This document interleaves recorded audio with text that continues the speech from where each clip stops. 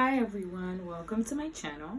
My channel is called Roam with Romy, and the reason why I named it Roam with Romy is because I want to take you all along on my journey through life. Not traveling though, because COVID ain't gonna happen. So, as promised, here's my first official YouTube video, and I'm going to talk about KGSP regrets. And boy, do I have a lot of regrets. So the first thing that I wish that I did, or the thing that I regret that I didn't do, is save money. Save them coins. Save them coins. The reason why I'm saying save your coins is because when I was in language school, I had a lot of opportunity to save money. And guess what? I didn't. I don't know why I didn't. I couldn't tell you why I didn't. Why you always lying? Oh my God, stop lying. To this day, I'm still regretting not doing it. But, it's a lesson that I had to learn. And I really, in hindsight, looking back, I should have saved money because I didn't really have much expenses. All I had to do was pay for my dorm and my food, and the rest of the money was in my pocket. But what did I do with that money? Lord knows what I did. Probably bought beauty products, makeup, and whatever else I could get my hands on, because those things are so cheap in Korea and accessible. And I have an addiction to buying things. So I think that's where I'm not saying I didn't save, but I didn't save enough. So what I would suggest for everyone to do is save your coins. And actually the best way to do that, I think, is to go to a bank and to open up a savings account with your account. So every KGSP student, or if you've been in Korea before KGSP, as in my case, you have a bank account that they offer to you, and with that bank account you can actually go to the bank in Korea and ask them to open up a savings account. And that way, every month when the money gets transferred, the scholarship money gets transferred into your account, then you can withdraw and deposit it into your savings, and it's locked. So I got a locked savings account after my year of study because I knew that I was not going to be able to save money on my own. So I got a locked savings account through the bank, and they handled it for me. And and I was able to do that. Definitely save your money, please. If there's anything that I regret, it is not saving enough money. And now that I'm in my third semester and the time is slowly going faster and I don't have that much time left on the scholarship, I realize how much I missed on that. And I do have some friends who saved up. I had a friend who saved up like 3 stacks. Or, I have some friends who saved up like 3 stacks is 3,000, sorry. But I have friends who saved up 3 stacks. I have friends who saved up more. So I think it was just me and my bad financial habits at the time. But now I can say that I have been saving religiously, and hopefully I can get to where I need to be by next year when the scholarship is over and I gotta find a job. Next tip, number 2, is my major. So I regret that I didn't switch my major sooner. Now, in my KGSP statement of purpose, I honestly wrote actually that I wanted to go into the field of human rights, and that I wish to research more about sex trafficking, especially sex trafficking in North Korea, between the North Korea and Chinese border, which is a huge problem. And a lot of people don't know about that, by the way. So I wrote about that in my statement of purpose, and I wanted to do that. So I switched into international relations, which made sense. However, I realized early on in my first semester that a lot of the schooling, at least here in Korea for grad school, the system is so different. It's very course-based, and you only have 1 semester to complete your thesis. Now, for some people, I've heard in some countries it's like that, but where I'm from, Canada, it is not like that at all. So it was something that I wasn't expecting. However, I kind of just took the situation and I kind of maneuvered around it.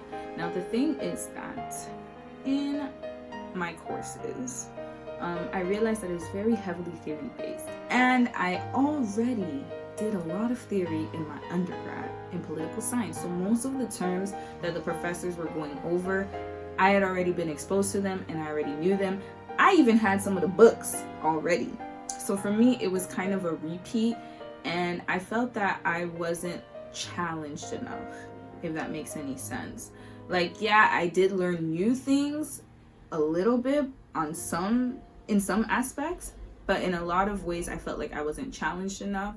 And I eventually, in this semester, my third semester, switched to international business, which is way better for me. And I felt like it was refreshing, challenging. It was more on my speed. Now, I know some of you will ask me, oh, so what are you going to do? Are you going to switch your plans? Like, are you not going to study in sex trafficking or human rights? Or are you not going to study in international relations anymore? I actually put international relations as my minor now, and I decided to go into international business. The reason for that is that I felt that international business was a better fit for me overall. And I also want to get into the field of social entrepreneurship. I'll talk about that in another video.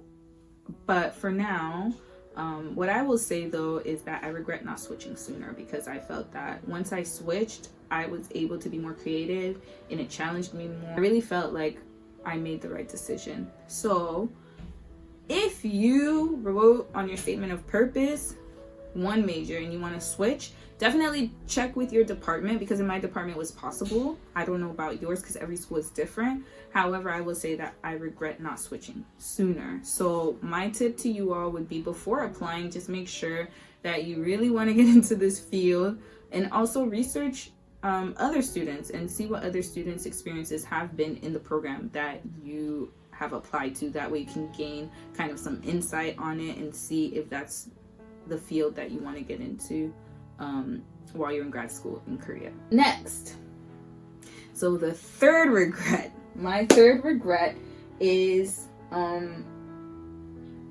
I wish that I learned more Korean.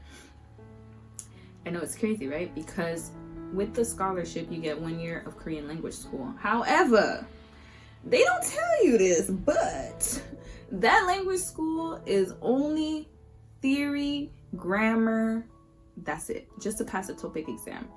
And I really felt short-sighted on that, because on one hand, yes, it was great to learn the grammatical part of Korea, but if you ask me now what I remember, it's very minimal. I remember few words and few grammatical structures. My writing is still crap, and I can barely speak to save my life. But I do feel like some of the blame is on me, because I should have studied more conversational Korean on the side.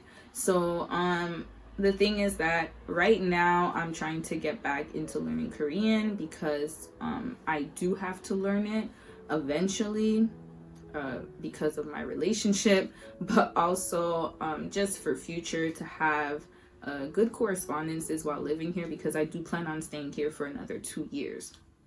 And I think it would be beneficial for me to learn Korean, at least speaking wise. I'm good with reading, and I'm also good with listening, but when it comes to speaking and writing, I'm really poor, and I need to improve on that. And that has a lot to do with me, and I feel that I should have had more of an incentive to learn Korean, which I didn't. So I wish I learned Korean more. Oh, boo-hoo! Let me play a sad song for you on the world's smallest violin. And that's shame on me. I didn't plan, and I did not learn Korean the way that I should have. It definitely put me at a big disadvantage. But I wanted to do this video to encourage you, if you're applying for the Korean government scholarship, and even if you're just studying in Korea as an international student, to really think about these things. And especially for my scholarship students, because you're getting a stipend, definitely take advantage of that, especially if you can save. I'm not saying for students, I know for some students it's hard for them to save because of the rent, and they have to go off campus to rent, and food and all of these things. So I understand that, but try to save as much as you can. Create a video on that, on how I save money, or how I've been saving money while I'm in Korea. But for now, I hope that these tips were useful. I hope you got some insight into my experiences and my regrets with the KGSP scholarship. And again, it's not like something specifically with the scholarship. It was just my personal regrets. So I hope it wasn't too clickbaity. Either way, thank you for watching the video. I hope that you enjoyed it. Please comment, like, and subscribe, and let me know what other content that you want to see from me. Until then, take care and bye.